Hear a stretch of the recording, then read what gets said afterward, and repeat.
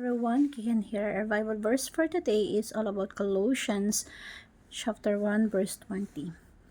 And ang sabi dito, ito po ang sabi. Kung meron tayong maging life verse, maganda ito 'yon. Sabi dito, and through Him, through Jesus Christ, to reconcile to Himself all things, whether things on earth or things in heaven, by making peace to His blood shed on the cross. At sa pamamagitan ng anak, niloob ng Diyos na lahat ng bagay, maging sa langit o sa lupa, ay ipagkasundo sa Kanya. Nakamtan ng kapayapaan sa pamamagitan ng dugo ng Kanyang anak na inialay sa krus. So, all things, sabi dito all things, lahat ng bagay. Lahat ng bagay sa kalangitan, lahat ng bagay sa lupa, ipapanumbalik sa Diyos. So, ano po ibig sabihin? So, teaching for today is Jesus Restore, Genesis chapter 1. So, sabi dito sa series na to, lahat ng bagay nagsimula sa Genesis chapter 1. Lahat ng bagay nagsimula ng perfect, mabuti. At lahat ng ginagawa ng mga tao, sa umpisa, sa Genesis, lahat yun glorifying with God. Si Adan, sa Eva, nung nilikha ng Diyos, ang layunin nila ay ituloy yung sinimulan ng ating Panginoon. Sa Genesis, makikita natin yung Diyos ang lumikha ng mundo, lahat ng bagay, lahat mabuti, lahat maganda. Yung magandang simulan ng Diyos, itutuloy nila. That's why si Adan, sa Eva, binigyan ng kamay. Yung kamay na yon, yun yung magsisimula at pagpapatuloy na magandang sinimulan ng Diyos. Yung utos ng Diyos, cultivate, pagandahin, i-develop, protektahan sa anumang threat ng kaaway, yung creation, yung diba?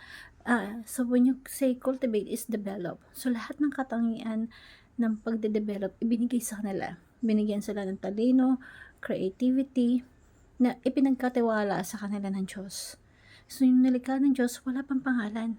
Kumbaga, si Eva at Adan, sila yung nagtuloy ng mabuting gawa ng Diyos. Yung work of the Lord, lahat ng bagay na gagawin ni Eva at Adan, lahat, even yung pagluluto, as an engineering, architecture, pagde-develop, lahat ng bagay dinidevelop. So, kapag namasyal ka sa iba't ibang bahagi ng mundo, tourism also develop. Architecture, engineer, develop. So, lahat yun gawain ng Panginoon, glorifying to God.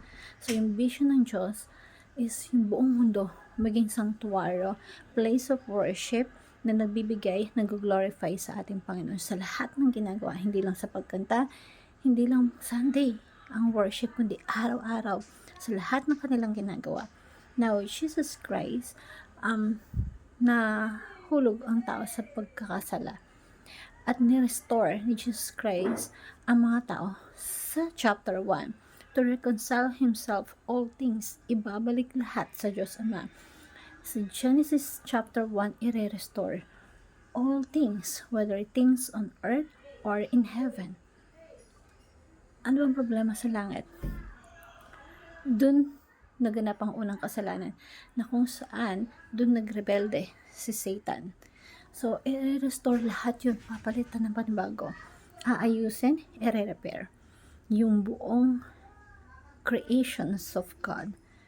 Jesus restored the Genesis chapter 1. In the first place, pati yung ating mga work, yung ginagawa natin everyday, mare-restore. Lahat magiging glorifying sa ating Panginoon. Even yung pagsamba natin, dapat everyday. Pagising pa lang sa umaga, andun yung glorifying with God. And second teaching is Jesus claim all things. Ang Panginoong Diyos, kiniklaim niya lahat. Kasi ang mundo, nahulog sa pagkakasala. So, nagpakalayo sa Diyos, diba? At yun ang gusto mangyari ni Satanas. So, ma-depart, mapalayo sa ating Panginoon sa Kristo. So, that's why si Jesus Christ is to restore all the creations. Nakuhanin yung mga tao na magsisisi sa kanilang kasalanan, na magsisisi by the power of the Holy Spirit, na palalambutin ang kanilang puso at mananumbalik sa Diyos. So Jesus claimed those people, and not just those people but all things, sa pamamagitan ng anak, niloob ng Diyos na ang lahat ng bagay. So ang re-restore is, by the way, when you say reconcile, is ang ibig sabihin, kumbaga parang ang ibig sabihin restoration. Reconciliation and restorations, lagi magkasama yon. Pag sinabing reconcile is buo, completely na buong mundo, aayusin yun, i-repair yan ng Diyos from the Genesis chapter 1 na may perfection, may kagandahan, at paano gagawin ng Panginoon yun? Iisa-isain niya lahat, hihimayin lahat ng kahalan ng Diyos, papalaganapin niya para masakop ang mundo. At babalik ang Panginoong Hesukristo para i-sealed yung kanyang katagumpayan. Hope, kumbaga parang yung mundo natin gagamutin ng ating Panginoong Jesus completely restorations, reconciliations, and Jesus claim all things. Yung buong creation yung nahulog sa pagkakasala is lahat kukunin niya at ibabalik niya sa kanya.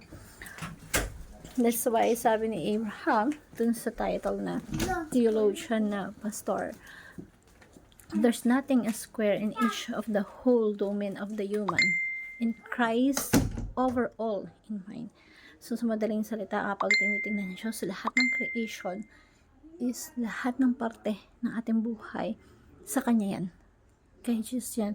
Lahat, finances, lahat na meron tayo sa kanya yan, pati mga anak natin, family natin, lahat na meron tayo sa kanya yan. Ang lahat ng ginagawa natin dapat ginagawa natin bilang pagsamba ng Diyos sa Diyos, kasi lahat ng meron tayo ay sa kanya yan. Lahat palakihin natin, i-develop natin na maayos yung mga anak natin.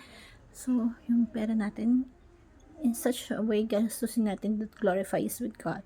Sa trabaho, kapag pumasok ka sa trabaho, dapat ang goal mo, ang boss mo si Jesus Christ, na everything that you do, you give your best glorifying to Him, because sa lahat ng bagay isa kanya.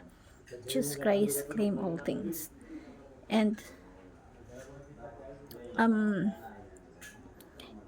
yun dapat yung, kung meron tayong personal life, family life, may church life tayo, party tayo ng isang bansa, may trabaho, yung bansa natin parte naman doon. And bilang a Christian, Jesus is the Lord of all. So walang territory dito sa mundo na hindi pag-aari ng ating Panginoong Jesucristo. That's why tayo bilang sugo ng Panginoon, para angkinin lahat ng bagay sa mundo at ibalik sa ating Panginoon, i-offer ulit sa Kanya. Tayo po, sa trabaho natin, dapat naalay natin sa Panginoon Diyos. Yung pamilya natin, naalay natin sa ating Panginoon Diyos, because that is the territory of God. Yung asawa mo, yung mahal mo sa buhay, kahit galit ka na, dapat kaya mong i-value, kaya mong pangalagaan, protektahan.